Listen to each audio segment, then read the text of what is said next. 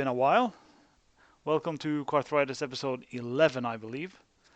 This one I'm gonna venture a guess this time. It's gonna be called the Holy Grail. So let's see how that works out for me. All right, joining us today are MK64 specialists. So that's gonna be more of an MK64 centric episode this time, as opposed to, normally a bit heavy on the SMK side. We're gonna try to counterweight that today. Anyway, joining us today, we have Carl first, and you're gonna be the guy to pop the cherry on the new question. Today's question is, what's your Christmas gift present for yourself this year? Well, my name is KVD. My Christmas present to myself. Okay, this is not a trick question, so I can't strictly fail it. But right. Let's see. What am I coming up with here? Well, as it happens, after 8 long years, I managed to finish my PhD this year. Much congrats on that, by the way. And it's not entirely done because there's still the ceremony, which is going to be in February. Can you fail that? And not really, no. You can fail it by not showing up. Right, okay.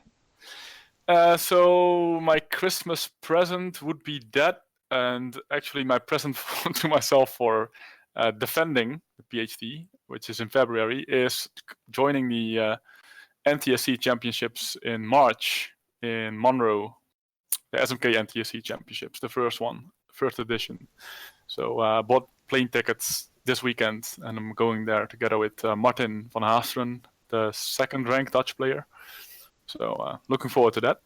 Yeah, that's a nice gift and a hefty price tag.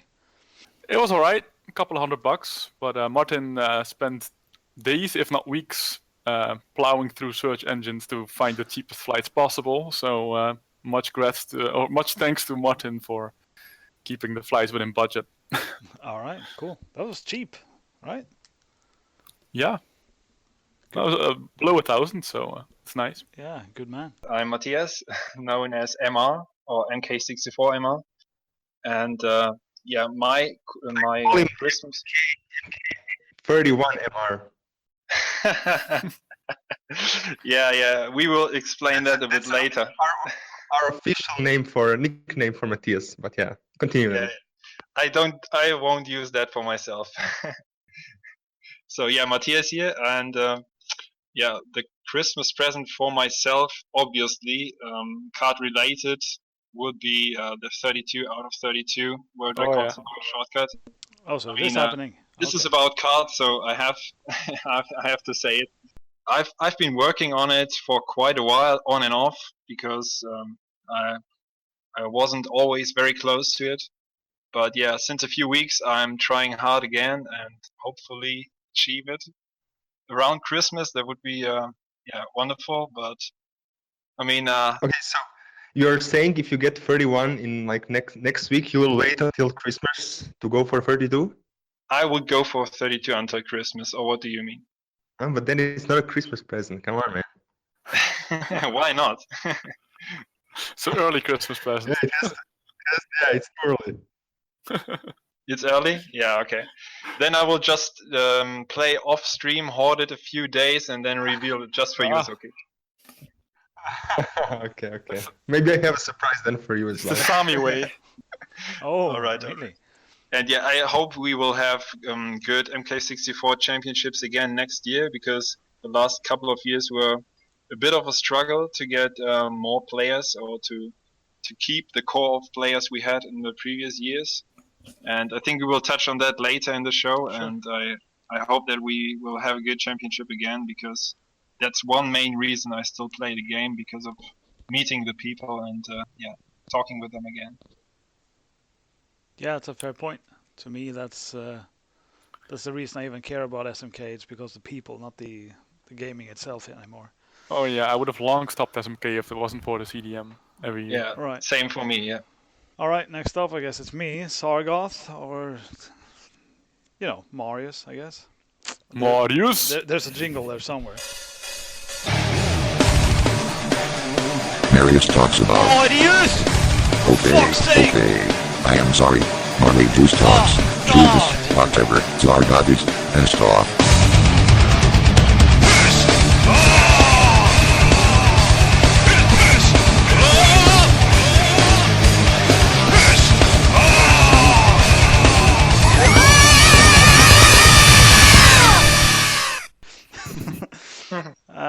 Right, I actually bought my own Christmas present last month, which really made a dent in the economy around here.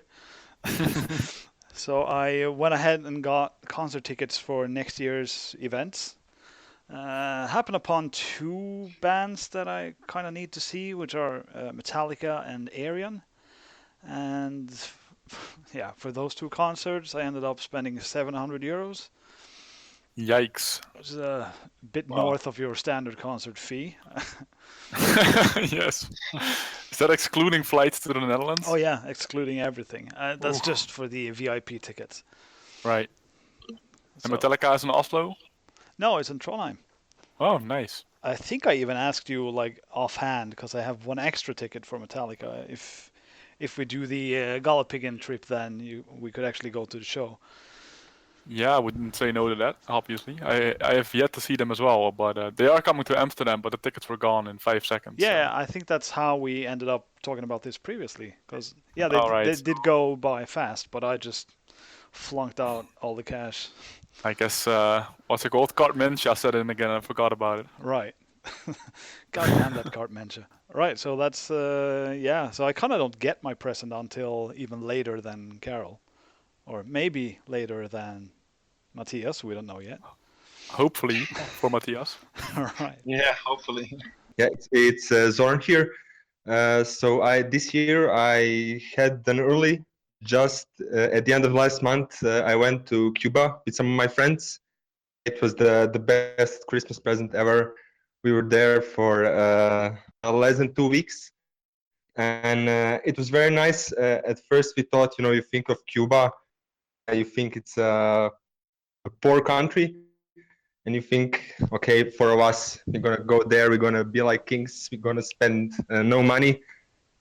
It's a bit more expensive. They are getting more open to the West, spending like 1,700 euros in the end, worth it, because it was definitely the best vacation I ever had, and I would recommend to any of you guys, if you get a chance.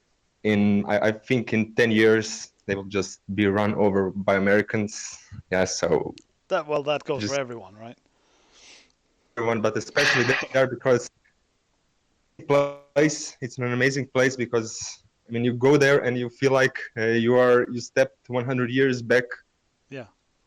Wow. And it's not like you went, I don't know, to some, I don't know, third world country which isn't safe, but you see all the cars, and the cars are all from 50s. Yeah. We had this one incident kind of when we tried to get a cab. The guy said, okay, you're going to get a modern car.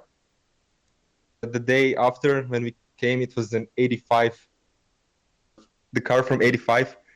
So this is what is modern for them. So you can imagine how is there in the past. It's really amazing. I'm from '84, and I consider myself somewhat modern. Yeah, no, actually, I had two coworkers go to Cuba today at separate points by themselves. They really sold me on the whole Cuba idea, so I don't need much more pushing in that direction. I mean, great cigars and communism. How much more do you need? That seems seems good to me. And classic cars. That's yeah, right. Yeah. No, Sounds very interesting. Did you try the cigars? I have to ask. The cigars, but it's very hard, because everyone there in Cuba as an ATM machine, so they're trying to say is like, come on, my friend, I have the best cigars ever. So it's really hard, to find good cigars. There was this one guy, even also no one speaks English, everyone speaks Spanish. Hmm. And we found one tour guide that actually spoke English, and immediately he started selling us, yeah, I got a deal for you guys here for 20,000 euros. You can buy over me and stuff. I mean, it's crazy how they're trying to sell you everything. So get your hands on a good cigars. But yeah, we were kind of lucky. It was very good. We went to this tobacco factory, and it's like you come into some, I don't know, I felt like I was in Sicily. Came to boss. He has like 5 or 6 cars there, huge house and everything. He just sits there and explains you how the cigars are made. It's really a unique experience, definitely. Perhaps 1 year. Yeah. For me. One day. Well, we only got about 10 years left, according to Zoki here. So. Yeah, this is I don't think. Yeah, I give them maybe 15 years tops when you see the first McDonald's and everything there. So That's the start of the demise of a. exactly. All right. Yeah. Well, cool. Those are all pretty awesome Christmas gifts for ourselves. Did anyone by chance give equally good gifts to anyone else? Because I certainly didn't. Of course not. Nope. What does that say about us? I cannot. I don't love anyone that much that I would buy them. Right. Let's hope nobody's listening in. So yeah. Oh, apparently, you got me Metallica tickets, but I will probably still have to buy them. Yes. Where's your Christmas spirit, Sargoth? I celebrate Festivus, so there will be no monetary gifts. Okay, I guess that's it for all the Christmas spirits I can take for one show. Let's move on to the news. Let's start with the classics. So, Carol, do you have anything from the realm of SMK? Do we have some news? Yeah. Scouby, Scoop, took MC3 by the horns. Like, I stole his MC3 world records a couple of weeks back with the pipe boosting and succeeded in a 5 out of 5, which he did not yet have at the time. And I got a 123 and I got a 1625 lap, which was 800 Scott. And Scoop just took both of them right back. He added one more pipe jump, as if that track needed any more pipe jumps, which he managed to kill the flap 600 faster, 1619, and the 5 lap moved below yet another barrier, 122.75, which is a quite good now, actually. Yeah. Like, I knew the 122s could be reached, but doing it in that fashion is that fast kind of surprised me, though not that much, but well done. And actually today he got 2 more world records, and also both were mine, so I'm losing them pretty rapidly here. Ouch. DP2, and again he slightly tweaked the strategy by building a boost before the chicane, or chicane. No, I don't know how you pronounce that in English. I hate that word. S-turn, okay? Right. That's good. So yeah, instead of building it after, he built it before and then releases it coming out right out of the S-turn, and he beat the 5 lap by a couple of tenths and the flap by 200s. And that's all I have on SMK. Let me just follow up a little bit on that. The pipe jump added on MC3 flap, is that the first or after the first boost? Yes, exactly. Yeah. Because I saw that one coming, but I wasn't sure if it's going to save time. No, neither did I. Otherwise, I would have tried it immediately when I was still playing MC3. Yeah. I am playing MC3 again, because now that I've seen the light through Scoop, I can see that it wins like at least 400s in my opinion if you do it well. Wow, that much? Yeah, I think so. Huh. It makes the racing line a lot better. Okay. Yeah. But it didn't do that one in the 5 lap, I assume. Yeah, he did it 5 out of 5. Oh. Yeah. And the wall tick? And the other pipe jump and the pipe boost, so it's a very impressive 5 out of 5. Everything. Oh, Scouby. Yep. Yeah, so that was it for SMK. Yeah, but the big news actually this week was Super Circuit. That's true. Yeah. Yeah, so the shortest non-shortcut lap in any kart, I'm pretty sure, Yeah. is Retro Cooper Beach 1. Because in Super Circuit, you of course got 3 mushrooms. And Cooper Beach 1 is set up in such a way it's a very short track already. But the mushrooms can be used to skip over the dark water. So the lap was already below 3 seconds before as a non-shortcut lap. And actually, it's funny, because you might argue, well, that is that not really shortcut? But the shortcut lap is way faster even. You just AB spin around to start. And Yeah. you are finished in less than a second, I believe. But yeah, the non-shortcut lap world record used to be at 295 since 2013 already. So people thought, well, it's pretty maxed. You can get like maybe 1 frame faster or whatever. It was a triple tie before. And on a whim, I don't even know who did it first, but the guys in the Super Circuit tried that lap with another character, another heavyweight. And immediately found out actually that it was faster. So they used Mario. And it's the first non-shortcut world record since the history of the site, I believe, that was done with Mario. And like I said, the world record to the 295 last week, and there were only, 8 people below 3 seconds. And now the top 5 is as follows. Ethan McCormack has 283, playing with Luigi. Ooh. And Joel Johnson has 285, Rusty, playing with Mario. And Landine has also subbed 290. Christian Wilde is 292. Lafango 293. So there are now 5 people below world record that was standing for 5 years So before this week. just a sudden surge in. But did the activity surge happen after the Mario discovery? Exactly. Right, Yeah. right. So all these guys jumped in on it. Even Andy Landine, who had been Yeah, missing I was from going to action say. for a while there. Yeah. I mean, I'm just spitballing now, but is it Mario's first Mario Kart world record in recent times? It might be. I don't know about the modern card games No, that much. But, yeah. because they have like several characters and stuff. I'm sure Yeah. Baby Mario has had a record, but where it counts, the Mario Karts where the character counts, because now it's the cart or bicycle or helicopter that counts, right? Or train. Yeah, train, hang gliders, stuff like that. Yeah. Yeah, no, I think you're right. It may be the first Mario world record in a classic Mario Kart, at least in a long time or ever. Yeah. Who knows?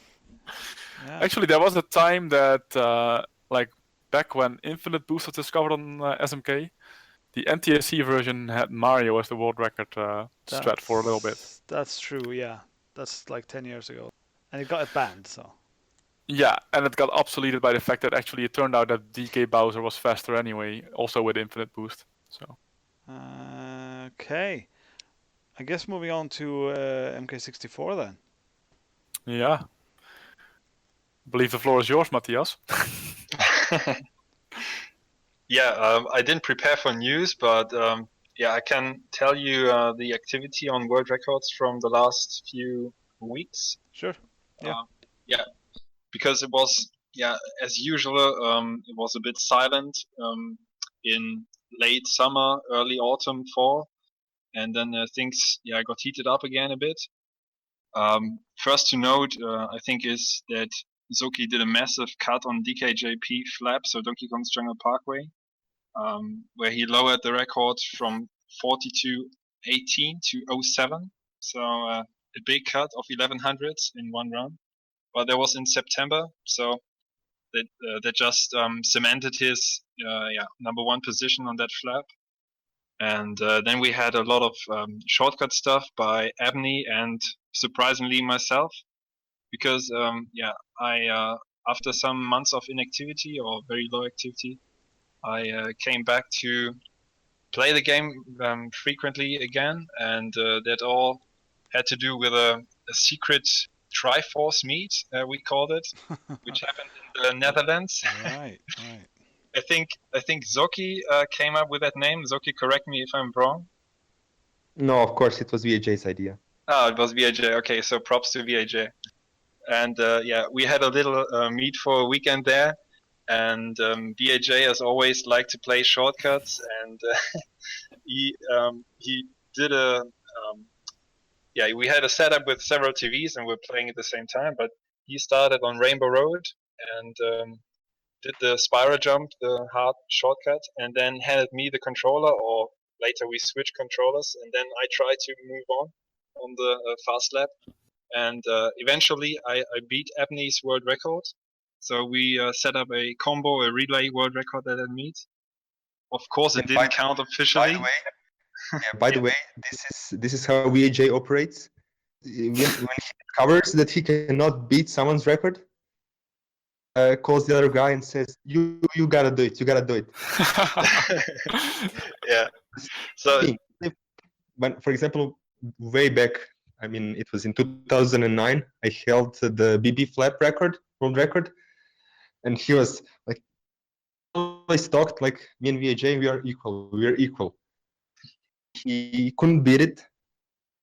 To MJ, you gotta do it. You gotta do it. And I remember I think it was the first Euro meet, watching MJ and Matthias just trying to beat my record. I couldn't even go to sleep. yeah, I remember that. Me and MJ, I'm telling them, you cannot do it. You cannot do it. And Matthias got pissed. Yeah, I can do it. I can do it. You know. So yeah, in the end, I think MJ was the first 100. And now it's the same, you know, with Abney. He's so close, but he knows it's hard work. So he tried to get the Triforce together.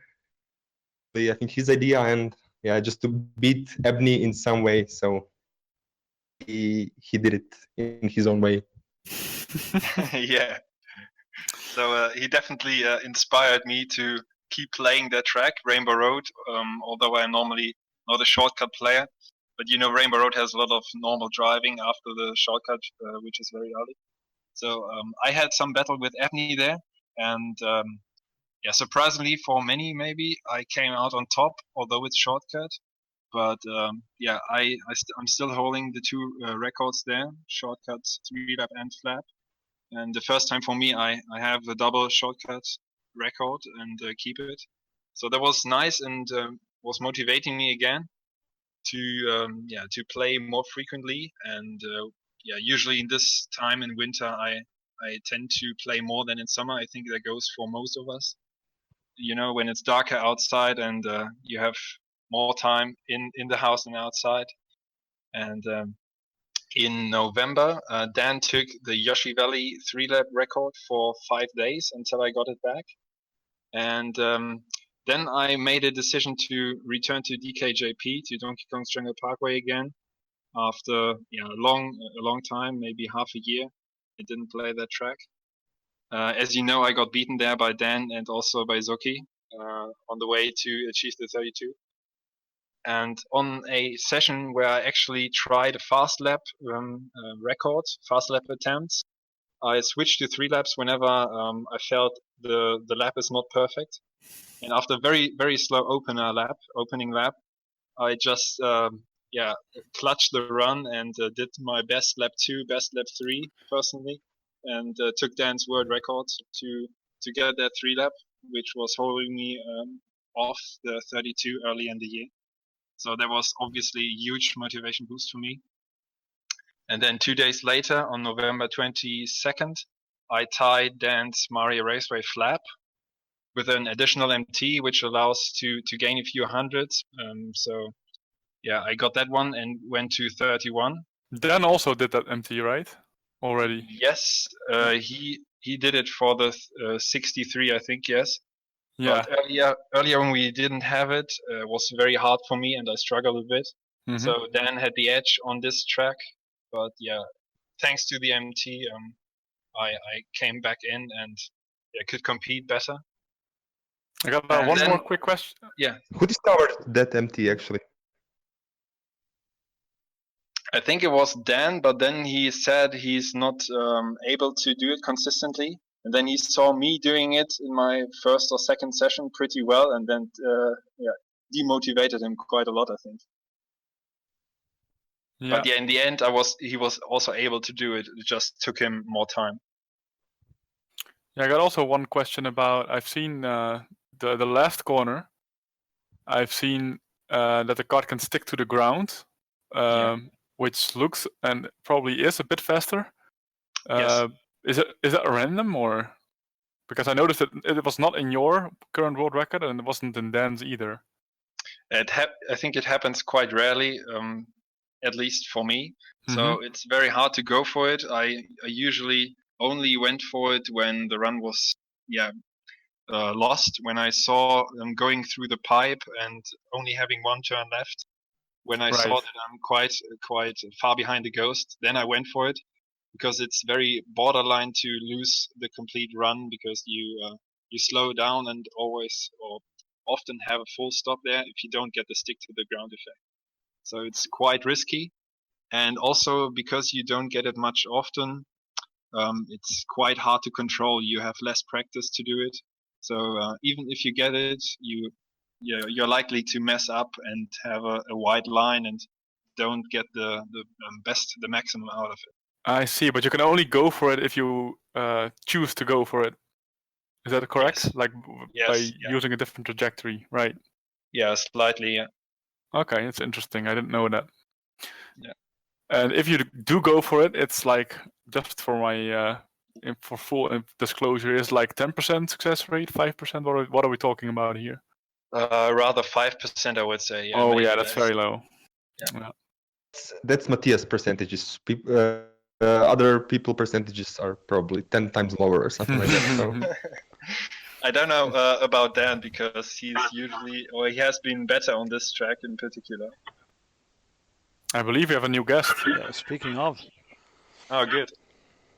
Or not. He said he was going to try to join from the car Bluetooth, so maybe have a couple of issues before we're... Hey. Now Hey, we can Dan. hear you, Dan. Hey, how's it going? Pretty cool. We're just talking about one of your world records, MR flap. Oh, which one? Oh, yeah. Yeah, so should I finish well, the news? Sure. Yeah. Did you cheat it or something? I hope not. No, we didn't. We're just going over the developments in the last weeks. Yeah, the past Okay. news. Well, the whole thing about MR flap is that when Matthias started doing the extra MT, I wasn't able to do it at first. So he tied the 64, and then once I finally learned how to do it, I got 63. But I think I'm still not actually as good at it. So. Yeah, that's what I already said. You were not happy at first when you saw me doing it. Okay, so we have 3 records left. After that tie on Mario Raceway Flap, I stood at 31 and I decided to go all in and spend quite much time on it and try to get the last remaining one. Because I tried it a couple of times. I had my chances in the past, but didn't do it. So I tried to get the DKJP flap from Zoki, and I came close within 0.03 of a second. The closest I ever was, I think, to the perfect average finish. But didn't do it. Failed some good chances, and obviously had to risk on every run, which was good. And after a whole week, on November 29th, Abney beat the I think one of the oldest non-shortcut records from 2013, the Bowser's Castle Fast Lap, which I and Dan had as a tied record. So he lowered that by 100th and pushed me back to 30. And then a couple of days later, on December 2nd, Dan beat my Sherbet Land 3-lap record. So I was pushed to 29. But in the meantime, I could get that one back with a 300 improvement on Sherbet Land. So that was 4 days ago. And now I'm sitting at 30 again and trying to get one of the 2 remaining ones, preferably the DKJP, because it was so hard to gain knowledge about the lap because you don't have a ghost there to compare. That's a big minus for me. And that's where I am today, and didn't play the last couple of days, had some rest. But next week I try to attack again because I'm so close, and I know that the A1A, the anti-1 alliance, is not sleeping. Yeah, as it happens, we have 2 A1A members in chat today. Yes. Which tracks are they going to be playing, if any? Yeah, so for me, since Matthias started it, yeah, basically every day, and usually I don't play every day. Sessions are about 1.5 hours long. This is so close. I think I played probably for the last 10 days. Unfortunately, didn't manage to lower it, but it's. I mean, Matthias, he says it's a lack of ghost, but I think the biggest problem with DK Flap is that it's. I think it's the hardest non-shortcut track. On Frap Snowland, you have pretty hard shrooms. The part DK is probably the hardest 13 seconds of non-shrooms driving. Yeah, that's true. I can agree. So for me, if I was playing right now, I would probably be playing Frap Snowland Fast Lap, or I would keep going on Sherbet Lands. But I will say that my controller started oversteering when I got the SL3 lap record, to the point where you can actually see a lot of my mini turbos are really wide. But the rest of the run was just so crazy that somehow I still got it. So I tried using that controller on Frap Snowland, and most of the lap was all right, but actually the canyon parts I don't feel like I can do that well enough. So at some point, my controllers right now are at my parents' house, like the ones that I would consider using next.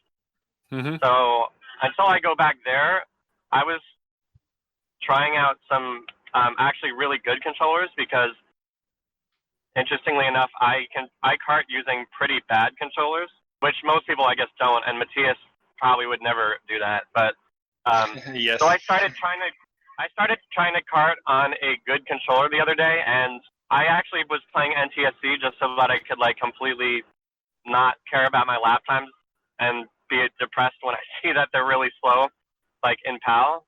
But I was like a top 30 player with a good controller, so I don't know. Like usually what happens is that you get used to a controller over time, and the last controller that I just used was on the better side, and I eventually got used to it, and it wore down. So I'm hoping that as I play on this one, it'll wear down, and I'll get more used to karting on a better controller, and then in the end, maybe that'll just be better, because I'm sure, honestly, if I'm comparing my karting to Matthias, I think the biggest thing that I do worse is I'm just not nearly as consistent, and in my mind, I wonder how much of that is because of the controllers that I use.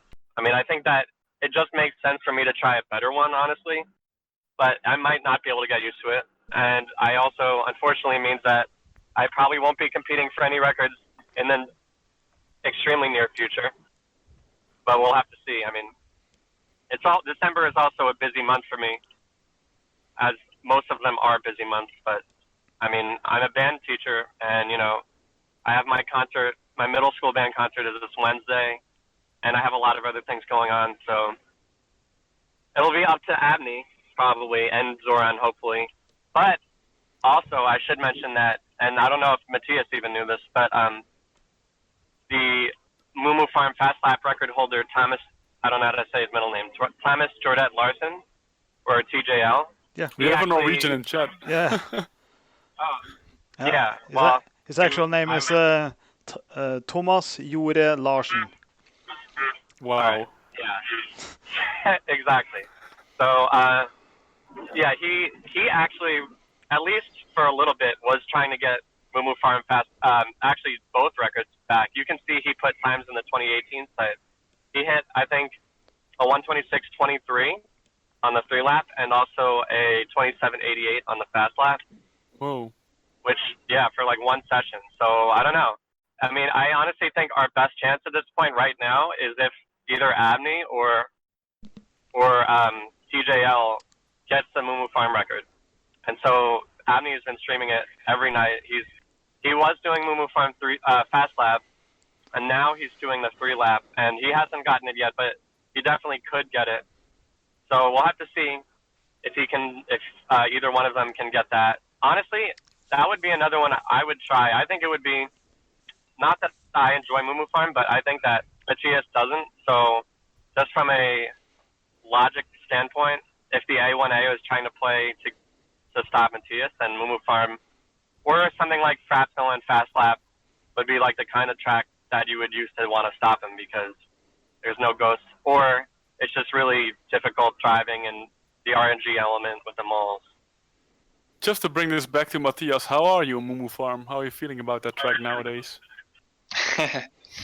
Yeah, I mean, I got my peace with it because that was the last record I had to achieve. So this the 30-second record, and yeah, it took me 3 years to get from 31 at some point, holding them at some point, to 32. So this last one was very difficult. Of course, I didn't spend 3 years of grinding it. I had maybe 2 or 3 times I dedicated a few weeks to it, but it was so annoying because of the RNG element, where the molds are popping up and stopping you, that yeah, it would have been driving me mad if I went for it all the time. So you're not looking forward to play that one again, so better hurry up then. Of course.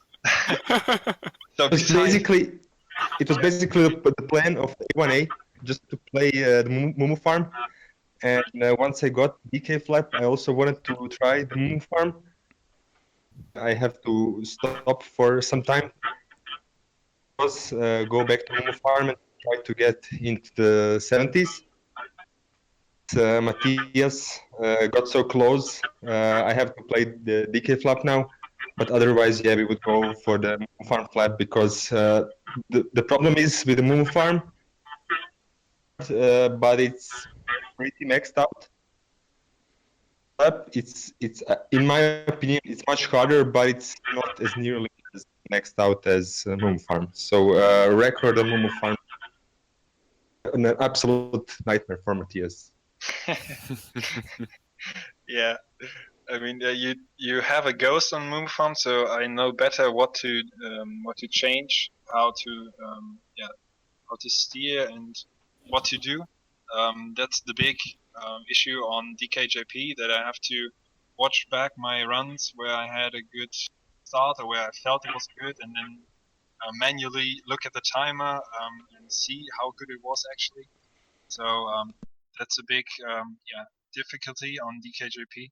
And also the ramp jump and the grass sections where you get hit by the stones. I learned no coconuts. Manuel says that they are stones. So these obstacles which hit you. Shout outs to David Mol. Yeah, thanks David for the education. Right. And yeah.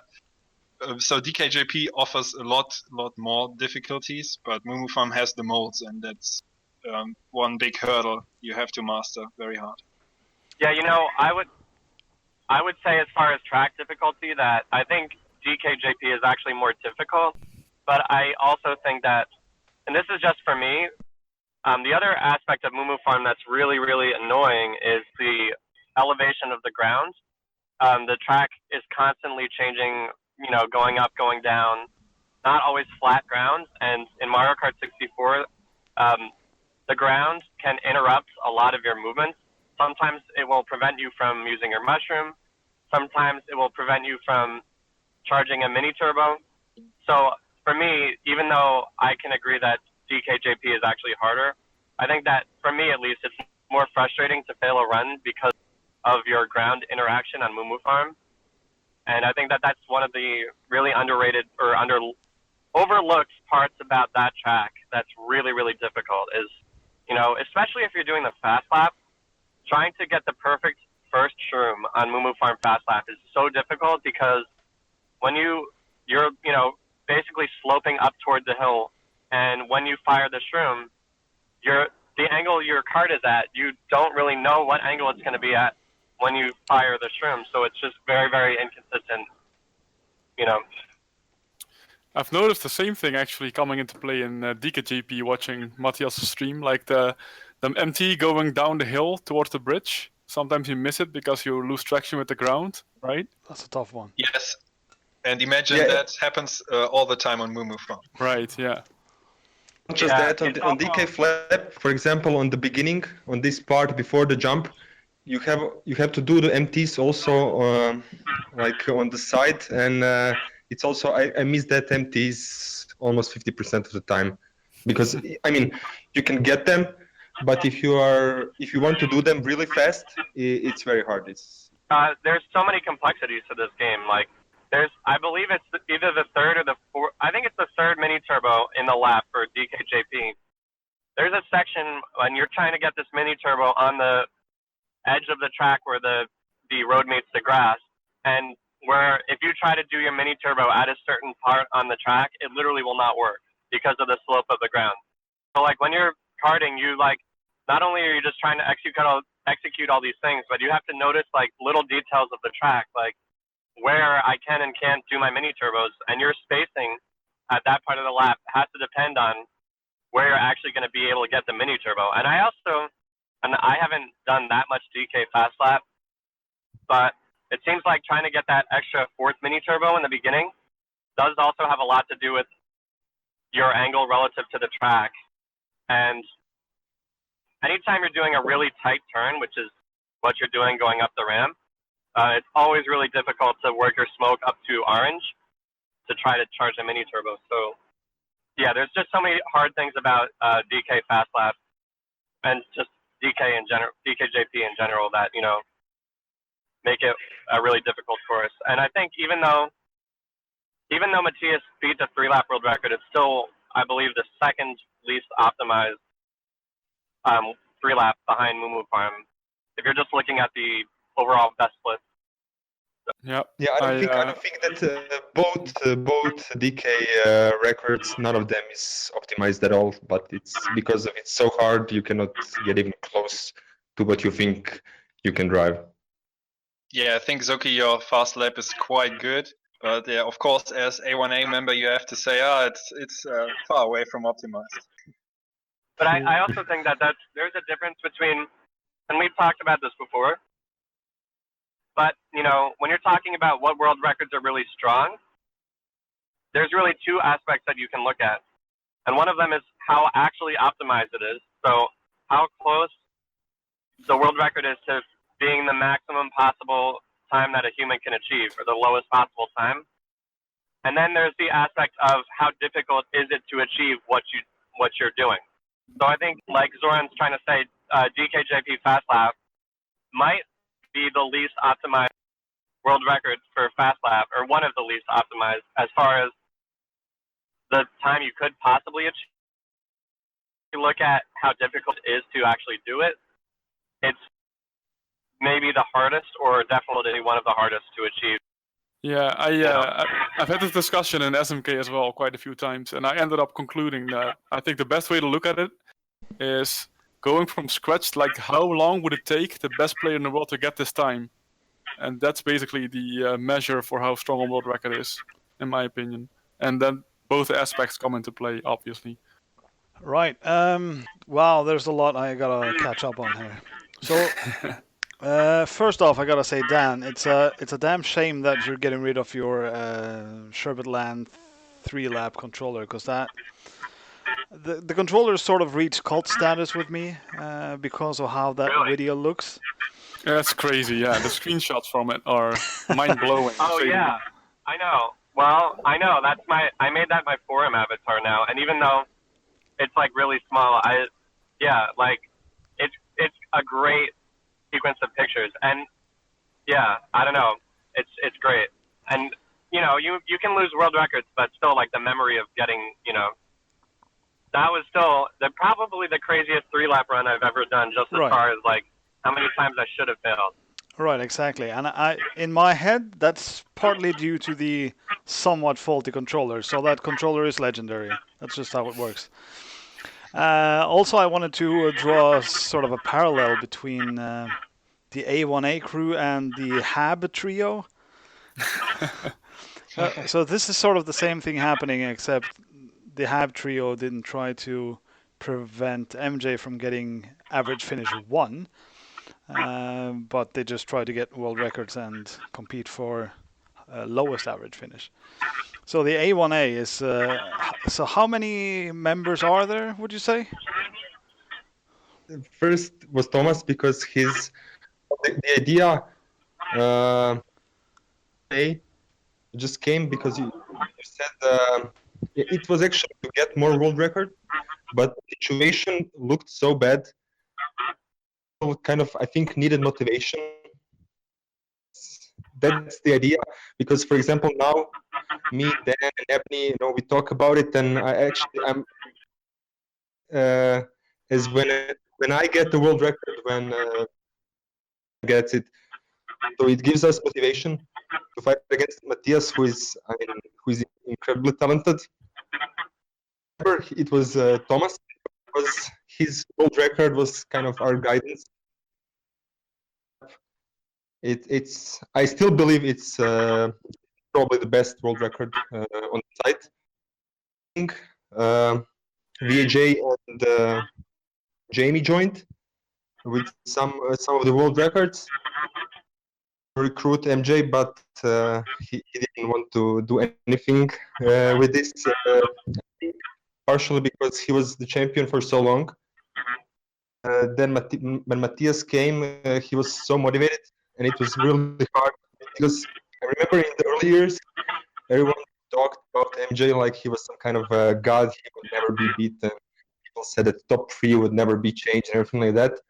So when you come from that, people start beating you, it's very hard to get back on your feet and world records again. So unfortunately, he didn't join. Later, also Dan and Abby joined, because at the point the A1A was kind of constructed, they weren't speed, so they joined a bit later. And of course, Lacey was there from the start. DKJP world record streak. I think he held the DKJP world record for 10 years. The latest guy who joined is Marcos from Brazil with the Chalk Mountain Flap. I think that's all. Is VAJ still playing? Non-shortcut? He is playing, but non-shortcut. He stopped quite a long time ago. He was there in the beginning. Right, so I can't always tell if Zoki is talking or not. It's, No, me neither. It's a bit choppy. Yeah, for me too. Choppy. Yeah, I mean, I can just to recap. I mean, I think this all really started late 2013 when Matthias had just kept beating MJ's world records, and it actually started with Jamie on DK Fast Lab, was the first one that he brought back from Matthias, who at that point had 30 world records. And like Zoran said, it really all, also like if we didn't have TJL's Mumu Farm, then we would have been done a long time ago. Right. But the way I look at it is that it's kind of like, and I said this in Discord, it's kind of like The Legend of Zelda a little bit, where the hero of time will always be a different Link, but it's still a descendant. But Ganondorf is always the same. The guy, he's always trying to get the Triforce, or like all 32 records. Yeah, and but, and no matter who it is, it might be a different face. It might be MJ, it might be Lacey, it might be Zoran, it might be me or Abney. There will always be a hero to rescue us from the evil Matthias. So You really like that Zelda reference. Yeah, I know. Yeah, I mean, I'm a teacher, so I like analogies because they help teach people. So is Ganon gonna get his Christmas gift this year? I hope not. I will say, and I also said this in Discord chat, that watching the 4211 that Matthias got live, as it was happening, I completely thought that he had the world record, because when I we were talking about how hard it is to figure out how fast you're going on DKJP and how well you're doing each section. For me, I tend to look at split, like, at what time you leave the ramp, at what time you hit the bridge. And, we've all really started doing that to figure out how good your lap is. So he got to the bridge, and I thought he got there a little earlier than he actually did. And I was like, all right, this is on pace to beat Zoran. And then when I saw him shroom over the cave and, come out, to me it looked like an amazing third shroom. And I'm like, oh, my God, he's going to do it. And you look at the timer on 41 seconds, 41 this, 41 that, and he's, just about to hit the line. I'm like, dear God. And I almost had a heart attack. I'm like, oh, man, this is it. And then the timer, just shot right up to 42:11, and I'm like, oh my God, I can't. That was it was almost the end. It felt surreal, very surreal. For you as well, I guess, Matthias. Yeah, imagine as a runner, you don't you can't just lean back and watch. You have to execute, and the cave, I can tell you, is very, very hard to get a perfect last shroom. So it's not like you just toggle around the joystick, finish the last MT, and if you don't miss it, you get it. So I don't have a ghost, I don't know the time, and I have to pull off a very hard last shroom. And yeah, after that 11, a few sessions later, I even got a 42:10. So I missed it by 300. And when I looked at these runs again, I always had the chance in the cave, but I didn't get the perfect last shroom. So I was around the 10th slower than my perfect shroom that I timed. So I could have gotten a low 42, but it's so hard to get the last cave done perfectly. So I was very, very close. I think as outsiders, relative outsiders, it's very, very interesting to see this dance for 32-32 going on across the years even. Yeah. So yeah, hopefully it'll. I'm don't want to jinx you, but hopefully it'll last at least a few weeks longer. So I think we're already into the Holy Grail portion of the episode. Yeah, I think we should talk about the championships. Right? Yeah, sure. I'm just gonna go past a few questions here, and then I'll do that. Okay, sure. So, first, I gotta backpedal a little bit and mention MKDD and say that probably Goomba got some world records. It's like the do you remember Sunday Sequence Break, Carol? I think it's still alive. Yeah, the podcast about HDQ. Well, yeah, and Speed Demos archives and speedrunning. The in-crowd, let's say, from HDQ. Yeah. So they used to have weekly news with world records, but at one point they just renamed world records into Hota Rubies, because this Japanese guy called Hota Ruby would always get a world record every week in a new game. Mm-hmm. So they just renamed it. So I'm almost at that point with Goomba, because I don't even recognize which tracks or what times. I just, I got a couple this week as well. Anyway, good job, Goomba. And I think Emo got... Can I ask you a question? Sure. Yeah. What records does Goomba have? What's the percentage? So I asked him, when is the XX/32 counter, Goomba? And he said, well, once I have 31. But I think it's in the high 20s. Yeah, he has 25. 25. Out of 32. It's like MKDD needs their A1A. Well, yeah, that's true. But I think that might happen if he keeps on going. It's just inevitable. He's at 1.46 average finish, so still a ways to go. Well, yeah, okay. I think I remember that Andy Lundin went for it on MKSC, is that right? He got really close. Oh, yeah. Actually, I think he had 77 out of 80. Wow, that's close, yeah.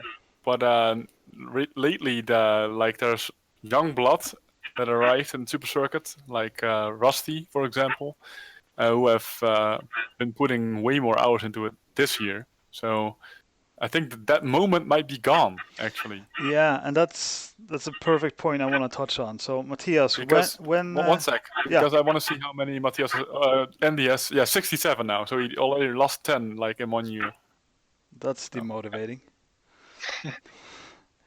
Yeah, so Matthias, the question I wanted to ask was, when did you feel you were the closest? Because it's been a few times, right? And not counting the 42-11, 42-10 attempts, but previously, have you been closer than you are now?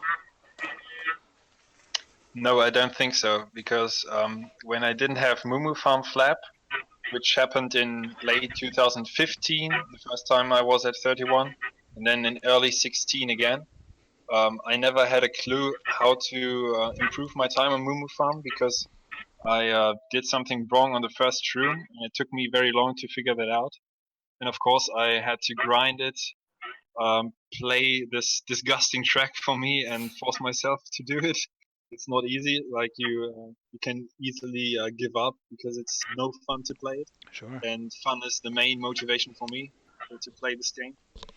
And yeah, when I finally managed that hurdle, I was down to I think 21, 22 world records 1 year ago, and I wasn't closer to to achieving the 32 this year in spring when only DKJP 3 lap was missing, because Dan had the edge on this 3 lap. He was more consistent on the difficult things, and I think he also had more knowledge about the cave, do it shroomless. And If you don't mind me interrupting. Yeah. If you don't mind me interrupting for a little bit though, actually, in the spring there was a Friday night in March where I decided to play DKJP 3 lap, where I was going to go to bed, and that's when I hit 2:12.16, where the world record had been 2:12.35, and the next day Matthias improved his PR to a 2:12.24.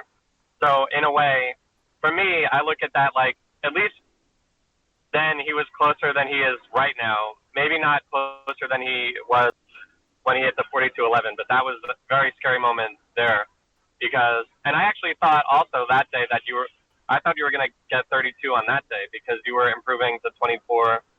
And so just from my perspective, at least, felt like that might have been the end right there. But yeah, I agree that I was closer than I am now.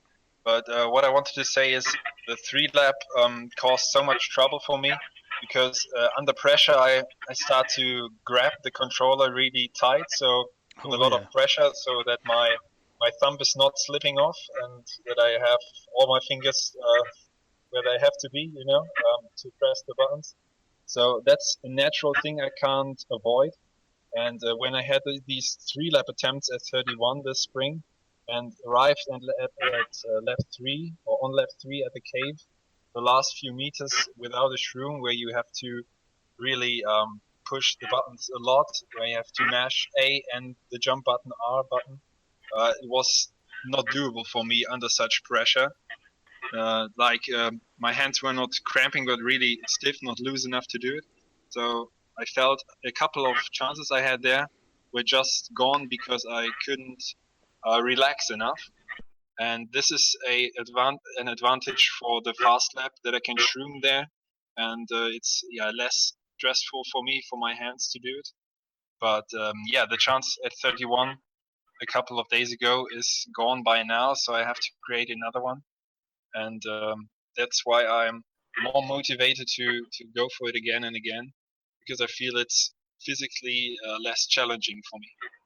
So it's so interesting that you've had these close encounters because obviously the one in spring with the 3 lap you didn't know how close you were. I expect the fact that Dan played on a whim and you sort of would have had 32 the next day if not, stuff like that. But when do you feel it in a different way now when you're well, now there's another record missing, but when you're on like a pace to get it and you just have to finish the lap.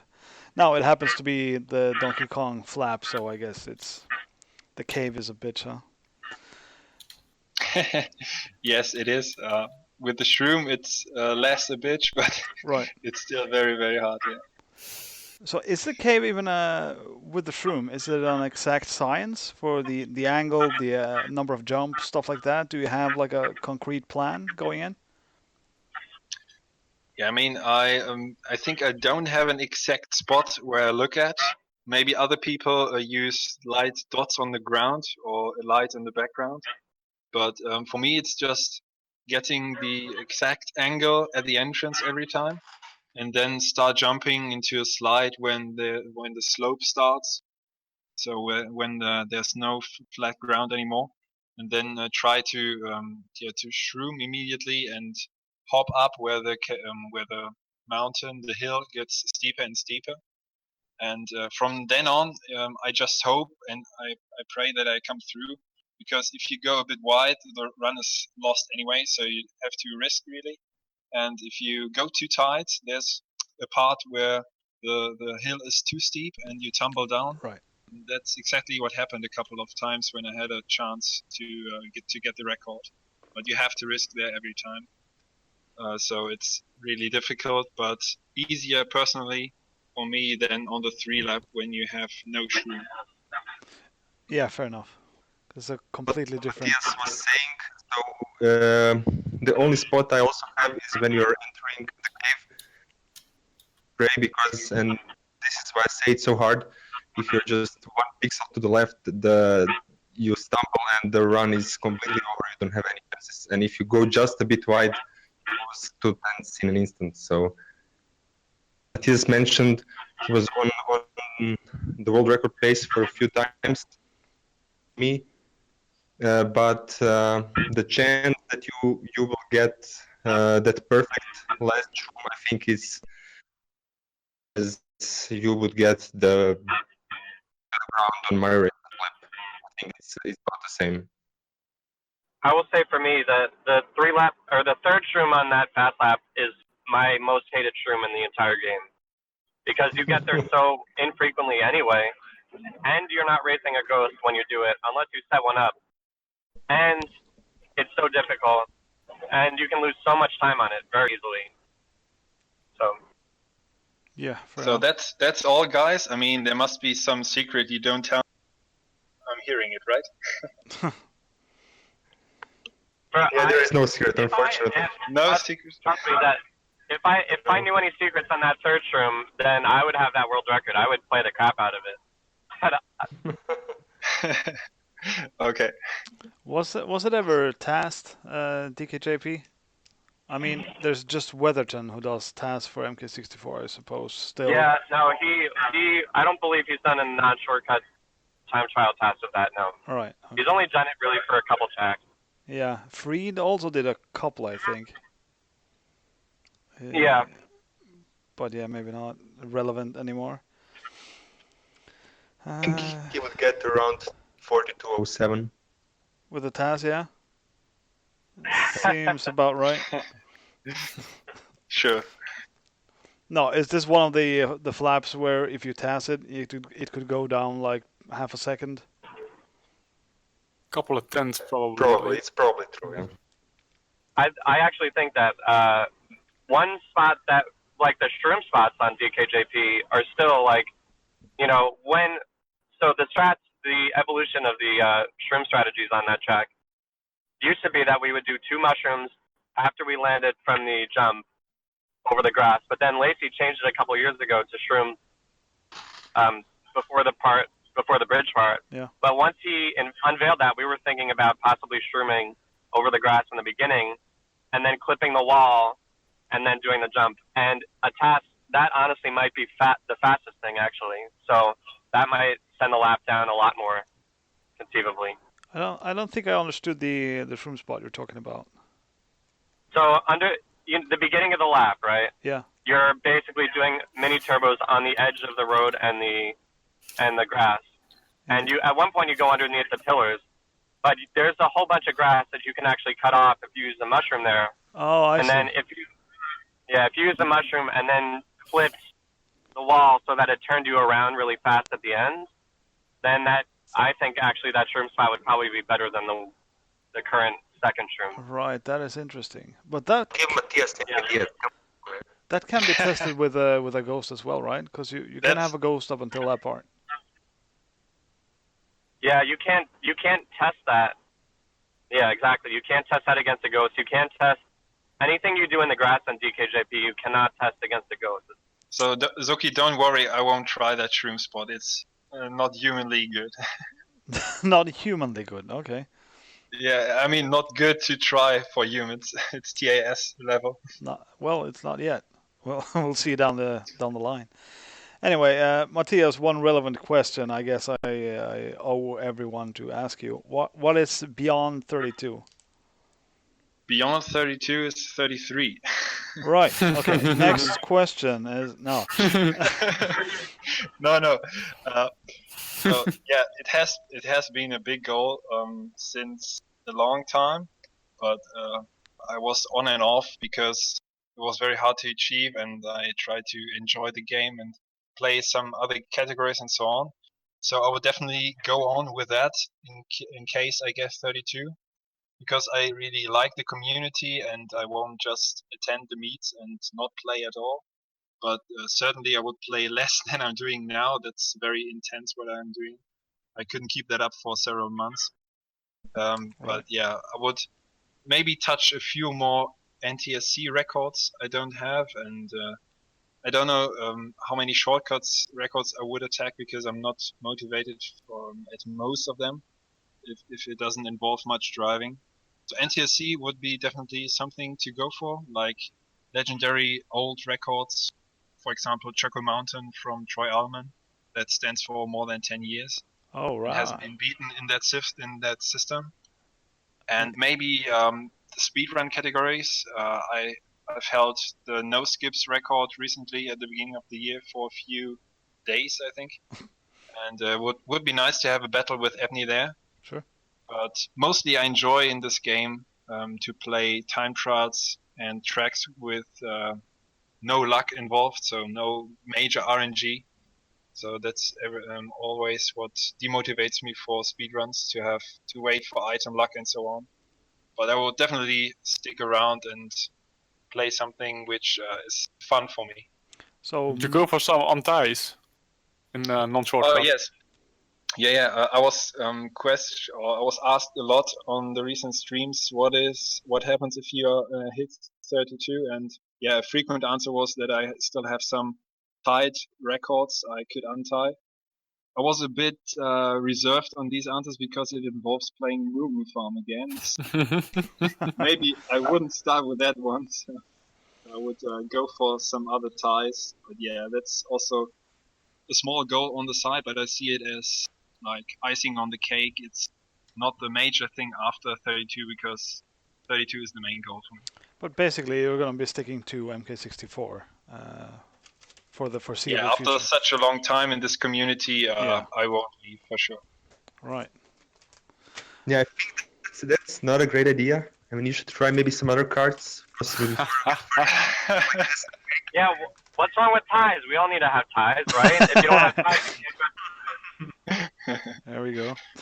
Let me untie them first, and then you tie them again. That's a compromise. Yeah. Okay, so one more thing we have to touch on before we think about leaving here is the upcoming championships. So I'm not going to be talking too much about that, but I do want to hear what's going on with that. Yeah, so Zoki, do you like to go first? Yeah, okay, so well, actually, we planned to make an announcement some 2 weeks ago, but unfortunately both me and Matthias got caught up in this world record hunting, so it's kind of postponed. But yeah, when we were in Netherlands, we went to visit this place in Holland.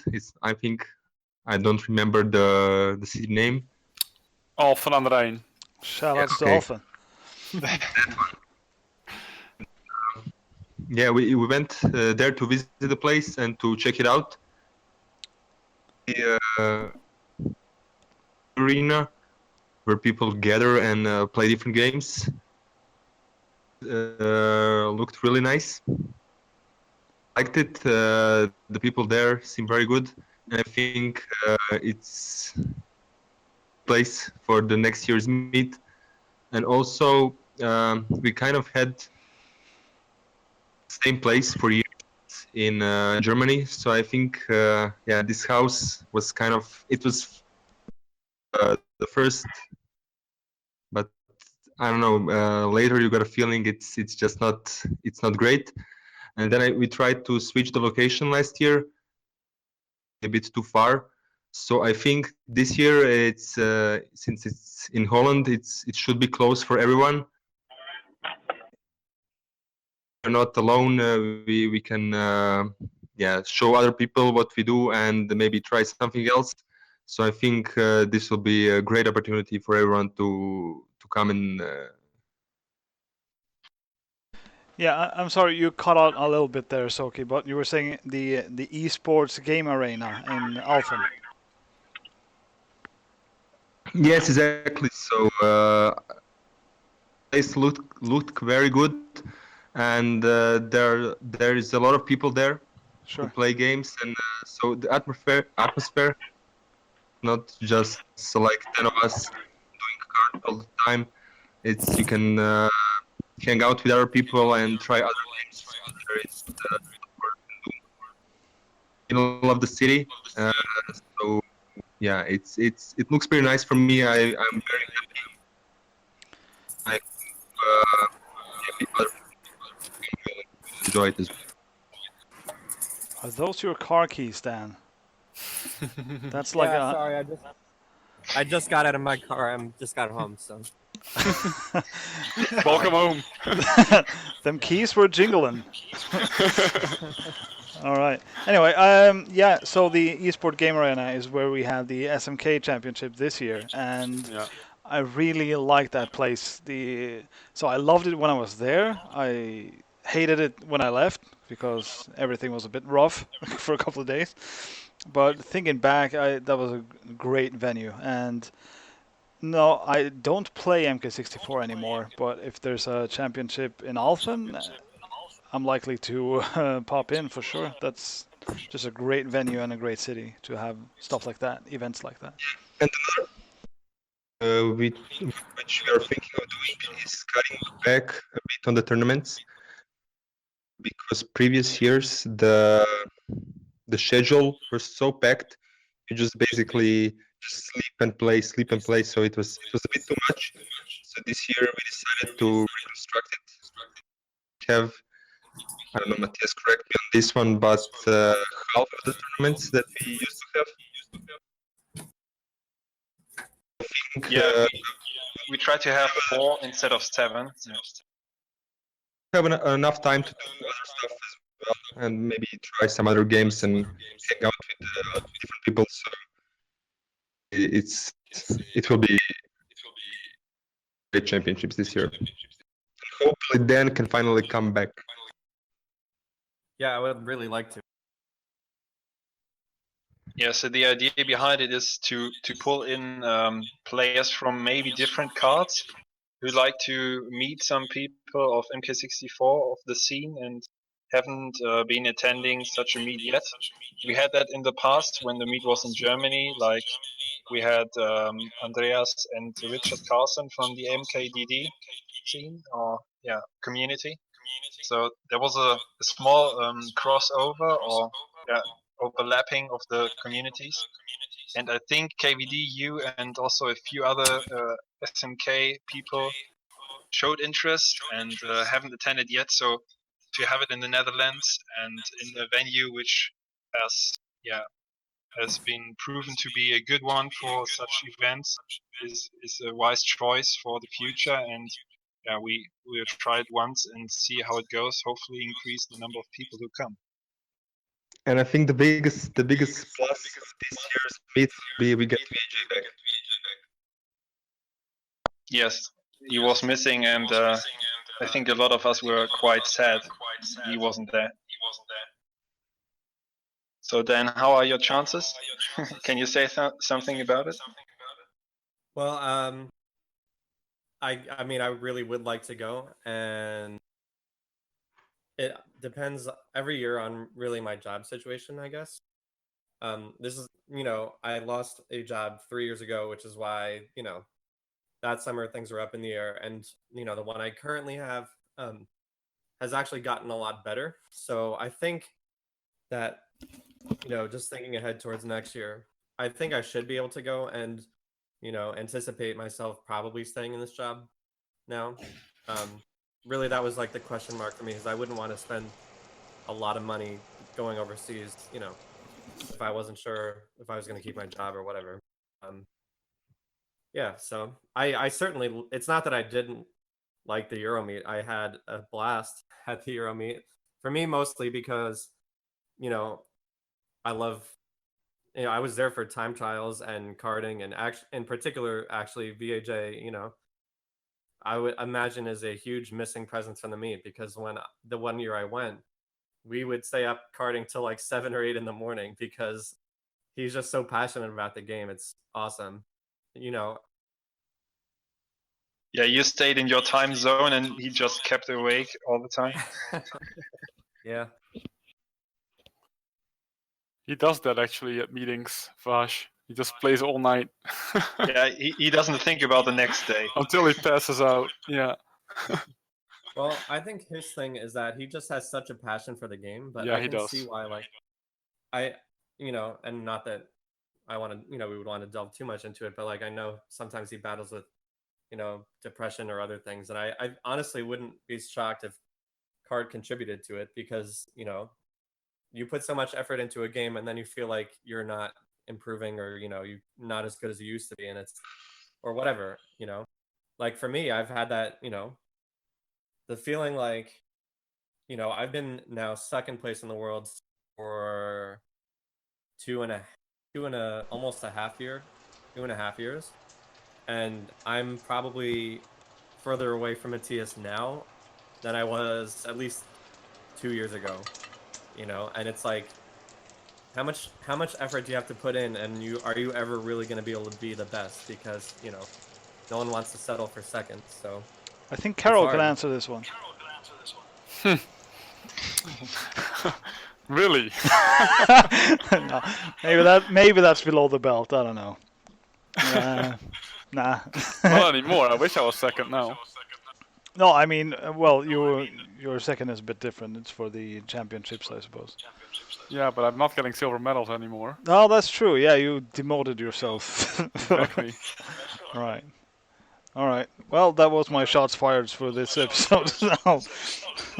I'll shut up. Can I just do a sort of small housekeeping announcement or a request? To Dan, if you're not talking, can you maybe mute your mic? Because we're getting a lot of feedback from it. If that's possible. Okay. Yeah, I can. I just got on my laptop. I can actually try that and see if it might be better. Okay. Sure. Yeah. So I'll do that. Yes, so as we are on the VJ topic, Yes. he was the main reason for me to. He's the main reason of me being in top 10 actually. Then he says it's very hard to be in second place and everything, but I think all these guys like Matthias, Ebony, and I mean Ebony and VAJ, especially in the shortcuts, and Matthias and Dan in non-shortcuts, they're very, very talented.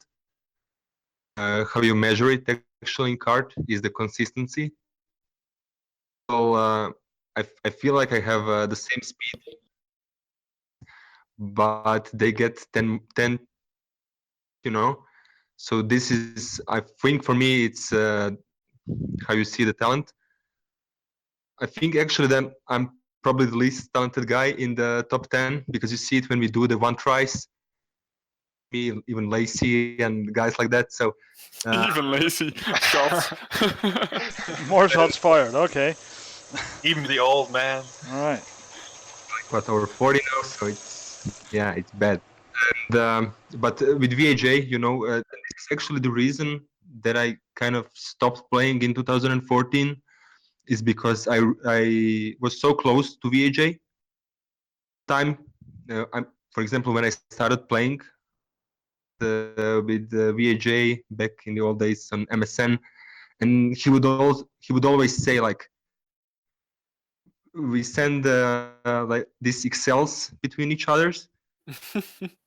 There was like these limits that we could reach, always lower than VAJ's, and he would always argue like, we cannot do this because we are the same, in on shortcut. and he would say, we cannot do this. I don't know, for example, we cannot get our total flaps below 1030. And I was like, we can do 1029, we can do it. And this is my main motivation for years. He dragged me into the top 10. And then as he stopped playing in 2015, I came very close to him. I always said that I want to pass MJ, and I came very close, but I just stopped playing because VAJ stopped playing. So it took me a lot of time to get back to the game. But these other guys, for example, is crazy talented for this game, which we can see in his shortcut times and 150cc for non-shortcut. You know, it's also a bit hard for him because he's the champion at shortcuts. He's the champion at 150cc, so he doesn't really bite that hard at a non-shortcut. But for Dan, I think non-shortcut is very important because he doesn't play anything else. And I think actually what Dan mentioned earlier, problem is the controllers he's using, because I think that's when you cannot do that empty as fast. Yeah, he should really try and get used to the new controllers, because I also didn't play, but I switched to the new controllers and I learned it, and I'm just been improving since then. So to go definitely. Laptop now. How is the sound? Yeah, it's good. My immediate impression is that it's all better now. Yeah. All right, great.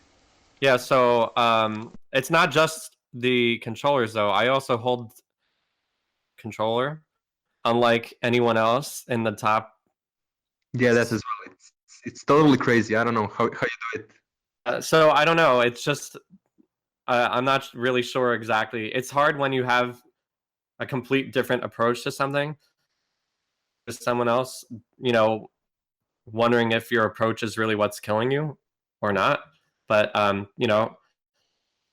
just I'm going to try the better controller, focus on just trying to improve myself. And I will say that I know that as far as Zoran said, honestly in Mario Kart 64, driving possibly can, and the general mechanics for driving at top level speed, I think it's not technical. It's something that a lot of people can develop top M2 speed. I think that what separates it, for me, I know what separates me and makes me be able to be second place is knowledge of each track and really being very analytical about it. But I think you look at Matthias, and Matthias has the knowledge, just better consistency. So, that for me, that's the question: is how do I just improve my consistency? Because I still feel like I'm honestly faster, or at least as fast as Matthias at a lot of tracks, but it's just keeping the consistency and Yeah, maybe Yeah, also. I can agree with as fast, Dan. edge on you in a couple tracks, but Yeah, I know. I'm just joking. So can I bring the topic back to the championships? Like, how many days of tournaments and how many different tournaments are there going to be played? Yeah, I think it's very similar to the CDM format of the last decade, maybe. We try to reduce the number of tournaments a bit, because we had a couple of tournaments for GP and for the versus tournaments, non-shortcut and shortcut. We separated them because it offered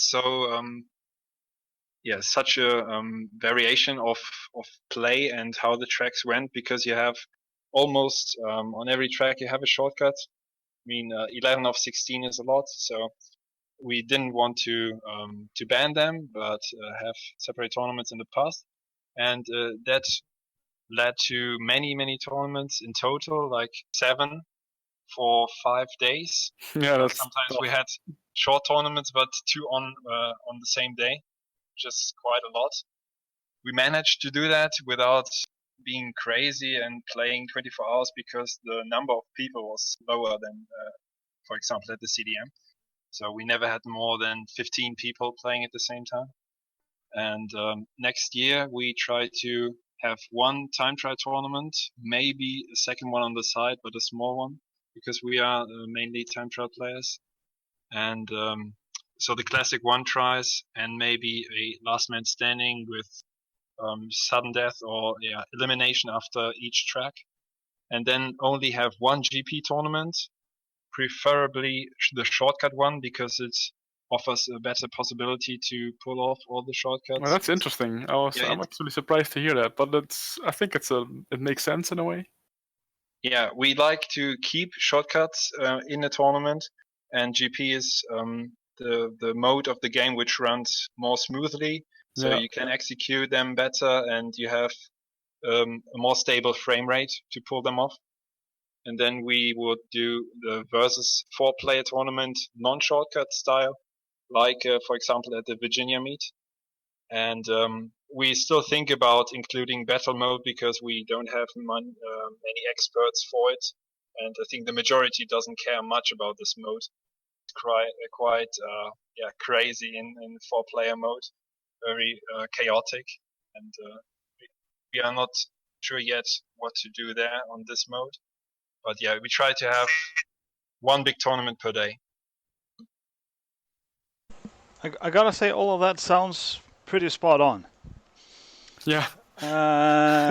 I think I straight off the bat agree with all of that, and I would probably drop battle mode. Yeah, I would be for it as well. I mean, it's not that it's not fun, but the competitive aspect is just not there in MK64 for battle mode. I think actually, as a small note to add, I think the only map that could theoretically work is Skyscraper. Yeah, it's not too big, so you can't hide, but it's also there's also no height big luck factor, I think, because of 4 players. Yeah, that's true. You mentioned it would be possible to have more fair competition with 2-player battle mode, but we never tried that. I think exactly. I think 2-player Skyscraper could work. Isn't but you need some testing. Isn't Skyscraper the one with the all 2 available spawn kills? Kind of true, yeah. But you don't drop. I mean, if you don't fall in, you don't have the problem. Exactly. Fair enough, I guess. But yeah, 2-player definitely works better if you want to do battle mode. But I'm really eager to see where this goes, because absolutely for SMK, it's well established by this point. But I don't necessarily agree with all the choices made as to how the competition runs. So you're starting the MK64 sounds like sort of a reboot now, because you're thinking again as to how it needs to be done, how it should be done. So that is very interesting, how you go about time trial, because it's not, a tournament mode. Stuff like that. Do you do just one tries, or do you do qualifications? Really eager to hear. I didn't catch a date. Is there one? Not yet. We mostly had it in late July, except last year we had it a bit earlier, but in the same month. So July is very likely, and depends on the availability of the most important people to organize it. So Zoki, me, and also we try to get in BHA again, and Dan plays a big role if he commits to come. So we try to figure out what's the best for most people. And get Patrick. Yeah, if you can, Patrick as well. Everyone. Well, David Moll can take up his role actually as a scorekeeper. I think he's pretty good at that, stuff like that as well. All right, yeah, sure. Tournament manager. I got a couple of more questions. Like first, how many competitors are you aiming for, and how many could you potentially handle? Yeah, so Zoki, do you like that? Hard to say. I mean, we would like to get back to the level of our biggest meet, where we had 15 people or 16, something like that. So this is the goal for years, to get back to that number. So the perfect would of course be 16 people, and because it's divisible by 4, and that would be great. Should be I don't doable, think in my opinion. it should be, because the problem is we have a pretty small base. Basically, me, Matthias, Mol, and Darius. Daniel Lancer came in, but so if we could, to at least 10 players, it would be very great. And there are always some people that are interested, because I think problem last year was people were thinking, should I come, should I not come? And then when they saw the lower number, so it just goes, if we get more people in the beginning, we get more people in the end. And I think what we should aim this year. It's a lot more. I mean, it's not a problem. We'll just make changes. It's not like you cannot adjust to that. Yeah, so Sargoth, you asked how many can we handle?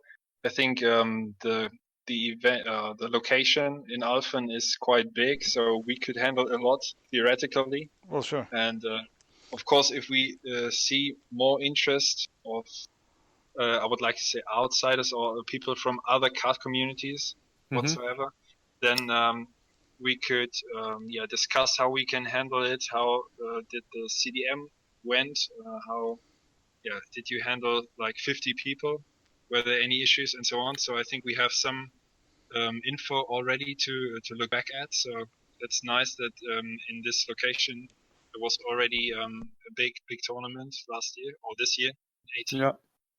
And but I think we shouldn't shoot too high, because we have as Zoki said, a low base of European players who are willing to come, and we don't get many of the Americans.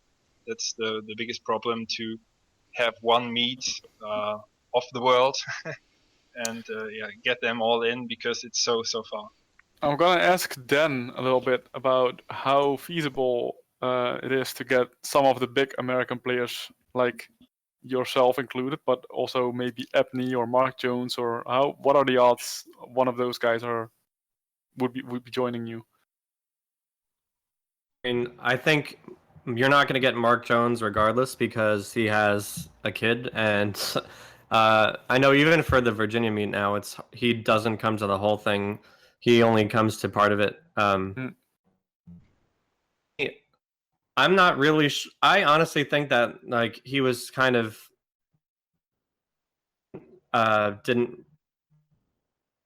he didn't used to like go to the Virginia meets even.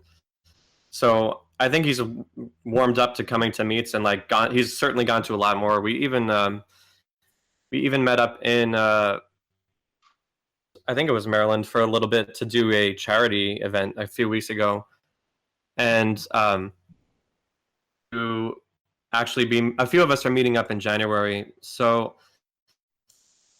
he certainly seems more willing to meet than he used to. Like the travel cost is a lot going overseas. Yeah.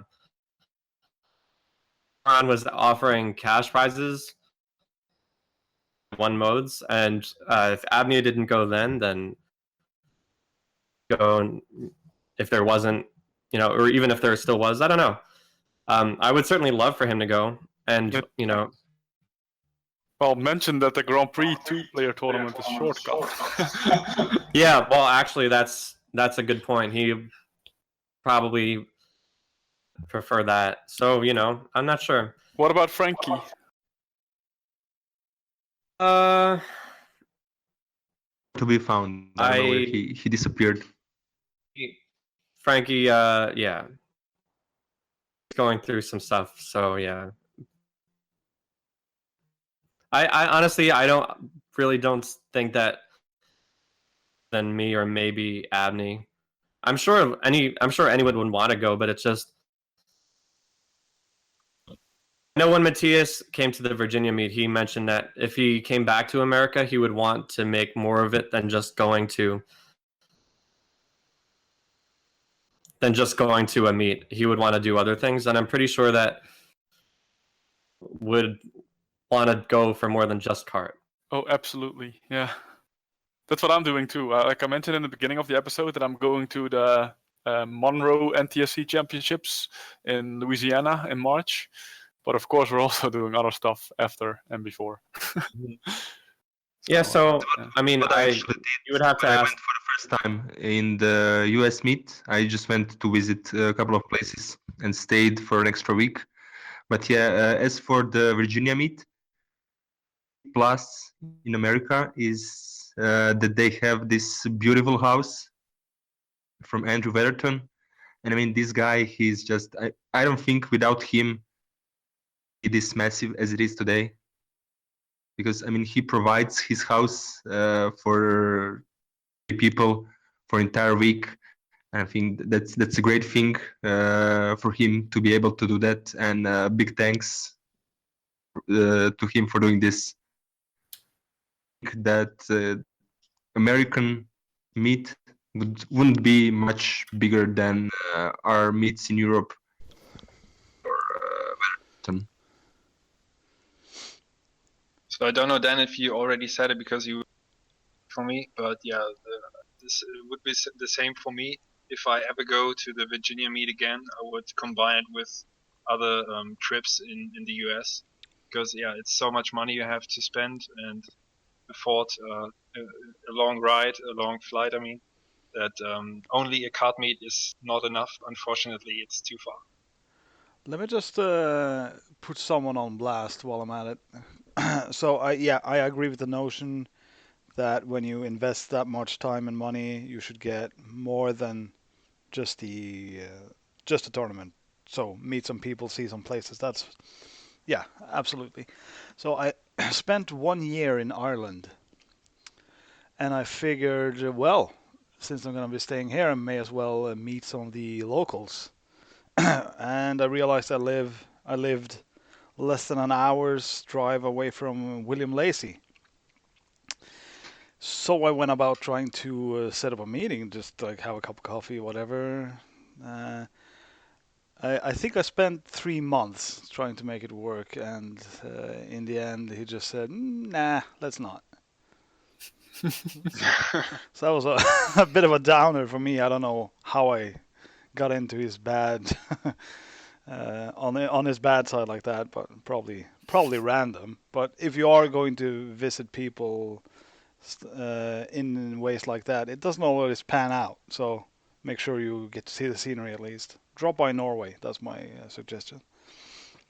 I would say, unless we have like gigantic plans for the MK64 meet this year to make it as big as a CDM, that I think it'll take a year for the meet to be clearly an improvement over last year's meet. Really want to draw more than 1 or 2 American players. I think it's a chance that Abney could go this year, but I think he would have to answer. Yeah, absolutely. But having it like, at least having the focus on something quote unquote worldwide already provides a platform for further years for maybe more Americans to come.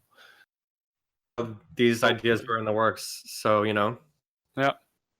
Forward to it, and hope I'm every year I want to go to all the meets every year, but happens. I'm pretty sure I can go this year though. Awesome. That sounds good. Yeah, so is this a good place to wrap it up, guys? I think so. I have places to be and stuff to do. Yeah. So unless there's anyone with a burning heart, got to get something off their chest. Now's your time to speak, I guess. Record. One more time. Just world record. Yeah, you're cutting out. I'm just getting world record, and that's a nice statement in and of its own. But I'm sure there was at least one more word attached to that statement. No gifts for Ganondorf this year. I have a secret world record. I just want to try to spook Matthias, but yeah, I'm just joking. Okay, I see. All I got was he has world record in cutting out. Right. Make that jump. Make that jump. Take that jump. Stay true. Oh, here we go. No Okay. further comment. We avoided it for so long in the recording. Right at the dead. Got You so can cut close, it huh? out. No, it's fine. It's fine. All right. Anyway, that was great, guys, talking to some MK64, and I'm honestly really curious about this meeting, and I hope you get your 16 at least, and I hope it's a riveting success, because I for one Be am there or be square, Sargoth. right. I am square by some people's And broke. standards. No, that's fine. All right. I mean, it's been a month since the ticket extravaganza. So yeah, thank you guys all for joining in and talking about this brilliant game, which I used to enjoy, and you obviously still enjoy to some extent. So Matthias, good luck on the Christmas present for yourself. Yeah, thanks. That's the Can I first just time, say, the very oh, sorry. first time in my life I've actually good lucked a Christmas present, I think. But yeah, Carol. Oh, the jinx is real? Is that what you're saying? No. I always wanted to say good luck in your controller issues, with your controller issues, yeah. Ben. Because I sympathize with that, Right. because the moment it's like an extension of your hands if you have a good controller, and if the moment that's gone, it's really frustrating. It's very frustrating. Yeah. So Yeah, I hope and- you can fix it soon. My card using bad controllers, they go bad much more quickly Yeah. because It's a they're massive already. issue. I can imagine. All right. Well, thank you. Nice talking to you guys. Yeah, nice Yeah, talking. it's been good. Yeah, thanks for the invitation. See you on the World Records page, huh? See Yeah, you all hopefully- there. See you all on hopefully. Twitch in all of us. Matthias' chat. Right. See you there. Later. Later. Bye, guys. Yeah, bye-bye.